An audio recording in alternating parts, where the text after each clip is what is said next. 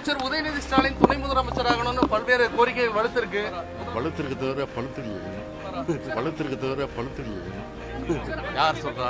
எதிர்கட்சியை பொறுத்தவரை எங்க அதை காட்ட சொல்லுங்க. எங்கன்னு காட்ட சொல்லுங்க. தண்ணி எங்க தங்கி காட்ட சொல்லுங்க.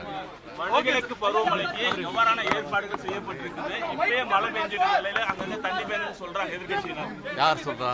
எதிர்கட்சியை பொறுத்தவரை எங்க அதை காட்ட சொல்லுங்க. எங்கன்னு காட்ட சொல்லுங்க. தண்ணி எங்க தங்கி காட்ட சொல்லுங்க. இப்ப எங்கேயும் கிடையாது. எல்லாம் முன்னெச்சரிக்கை எடுத்திருக்கிறோம்.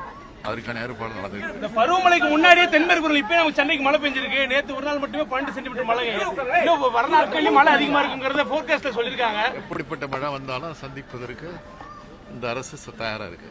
சார் அமைச்சர் உதயநிதி ஸ்டாலின் அமைச்சர் உதயநிதி ஸ்டாலின் துணை முதலமைச்சராகணும்னு பல்வேறு கோரிக்கைகள் வலுத்திருக்கு. முதலமைச்சர் பரிசீலிப்பாரா?